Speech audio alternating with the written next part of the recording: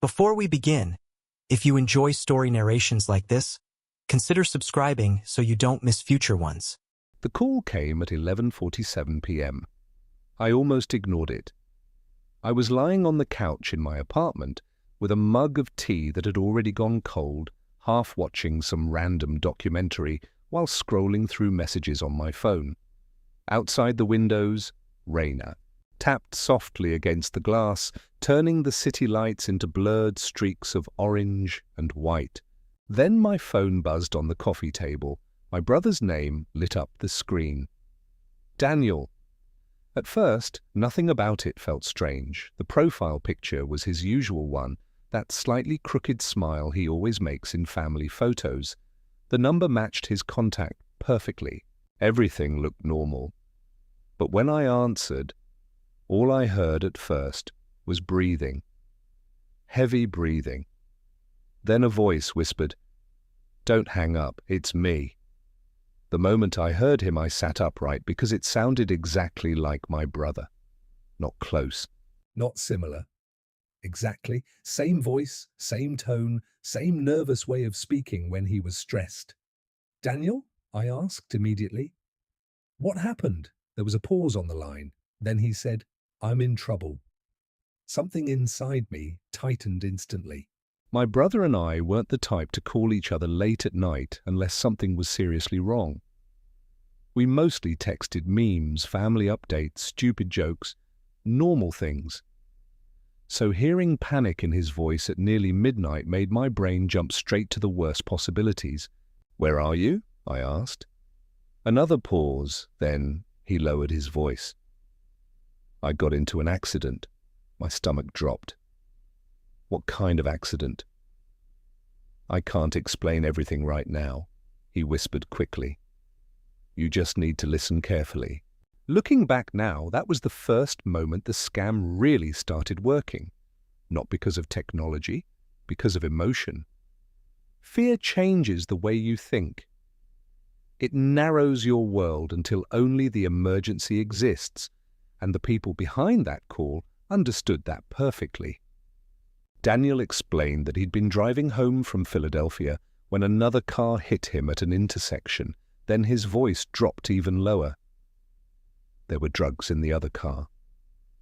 I remember blinking in confusion. "What?"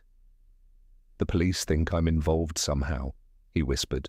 "I'm at the station right now." None of it made sense. My brother had never been arrested in his life, never been involved in anything criminal. But panic has a strange way of making impossible situations feel believable, especially when the voice on the phone belongs to someone you trust. Then another voice entered the call, a man, calm, professional. "Sir," he said, "your brother asked us to contact you regarding his bail situation." The shift was immediate. The man spoke with the kind of confidence that makes your brain stop questioning details. Smooth, controlled.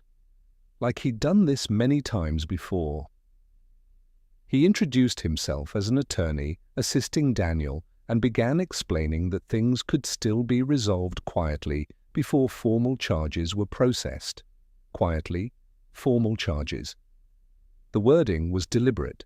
Everything about the conversation was designed to create urgency and shame at the same time. The attorney kept talking before I could fully process anything. "If we can settle the bond tonight," he explained calmly, "your brother can return home before this escalates further." I asked how much. There was a pause. Then he said, $12,000. I actually laughed for a second, not because it was funny, because my brain rejected the number immediately. 12,000? "It's temporary," the man replied smoothly. "Your brother explained you may have access to savings." I froze, because I had never mentioned savings, not once. The room suddenly felt colder.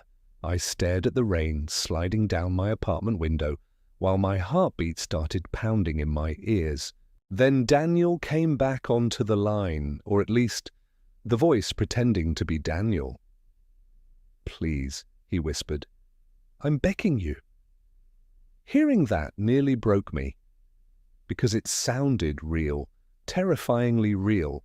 And that's the part people don't understand about scams like this. The goal isn't to trick your intelligence, it's to overwhelm your emotions before logic has time to catch up. My brother and I had always helped each other financially when life got rough. Years earlier, I'd wired him money after his paycheck got delayed. He'd helped me cover moving expenses during a difficult year. We weren't rich, but we trusted each other completely. That trust was exactly what the scammers weaponized. The attorney explained that the transfer needed to happen quickly through what he called a secure holding account. Another professional phrase, another psychological trick. I remember opening my banking app while the man calmly guided me through the process. The interface looked so ordinary. Clean, efficient, normal. I typed the account number carefully, one digit at a time, then the transfer amount $12,000. Seeing the number on the screen made my chest tighten. That was years of savings, emergency money, future plans. Gone with one button. But at that moment I wasn't thinking about money. I was thinking about my brother sitting terrified inside a police station. That's how emotional manipulation works. It replaces logic with urgency. The scammers didn't need me calm, they needed me afraid. The attorney kept talking while I entered the information. If we don't process this tonight, he warned, formal procedures begin in the morning. Another carefully chosen sentence. Everything sounded official enough to keep me moving forward. And honestly, it almost worked. My thumb hovered over the confirmation button. The app displayed the transfer details beneath it.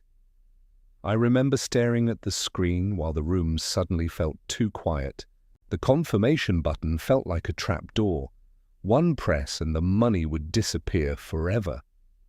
Then something tiny interrupted the panic, a detail so small most people wouldn't even notice it. The messaging profile connected to the contact had recently changed, and the last active timestamp didn't make sense for my brother. It was stupid, almost meaningless, but it cracked something open in my mind. I pulled the phone away from my ear slightly, and, for the first time since the call started, I stopped reacting emotionally long enough to think. Then I heard something else, very faintly in the background. Laughter, not nervous laughter. Normal laughter, casual, like someone talking comfortably to another person nearby. The sound lasted maybe 1 second, but it snapped something inside me instantly. Because if my brother had really been arrested, why did he suddenly sound relaxed? I interrupted immediately. Put him back on the phone. A pause followed. Then Daniel's voice returned. What's wrong? But now that I was listening carefully, small inconsistencies started appearing everywhere. Tiny things, the rhythm of his speech felt too controlled. His answers sounded cautious, like someone trying not to say too much. Then I asked him a question the real Daniel would answer instantly. What was Dad wearing the last time we saw him? Silence. Long silence. Then, I don't know what you mean. That was it. That was the exact moment fear transformed into adrenaline, because suddenly I understood something horrifying. The voice wasn't real. I hung up immediately. The second I did, my phone rang again. Same number, Daniel, again. I declined it. It rang again instantly. Then again. Then text messages started appearing. Answer the phone, another. He's going to jail, another. Why are you doing this? The messages arrived faster and faster, aggressive now. Desperate. The emotional manipulation had completely changed once they realized they were losing control. And that's when I finally understood the structure of the scam. Everything had been engineered.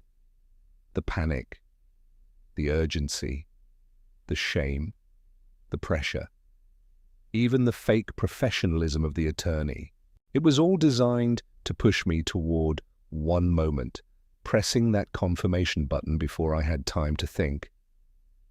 I called my real brother directly using the number I knew by memory.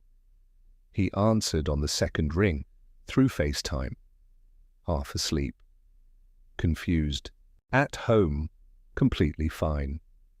For several seconds, I just stared at him without speaking. Then I asked, "Did you call me tonight?" He frowned. No. When I explained what happened, his expression slowly changed from confusion into genuine concern, because the voice I heard really had sounded exactly like him. And that's what disturbed me most afterward, not how sophisticated the scam was, not the fake lawyer, not even the stolen identity. It was the realization that technology had become good enough to imitate the people we trust most.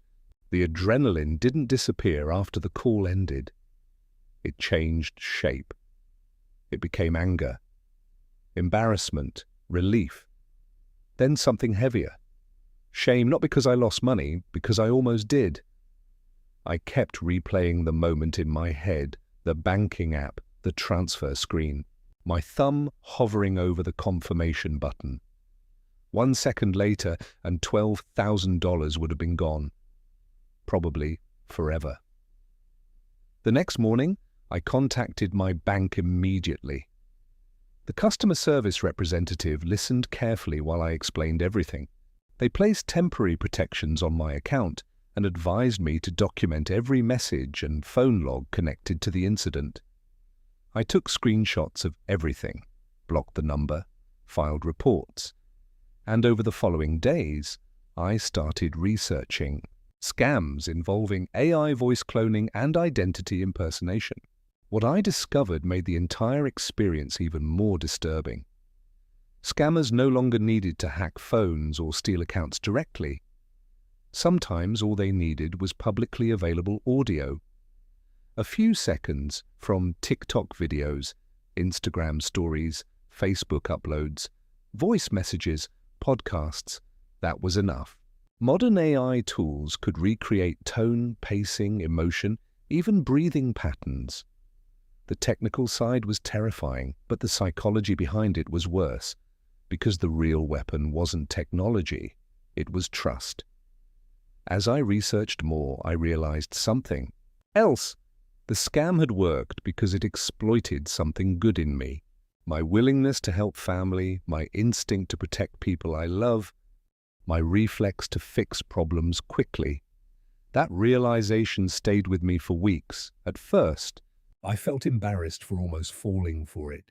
I imagined explaining to my family that I'd lost $12,000 to a fake phone call. The thought made me physically sick, but eventually I started understanding something important. These scams are not designed for stupid people. They're designed for emotional situations, urgency, shuts down skepticism, fear, compresses logic, and scammers know exactly how to create both.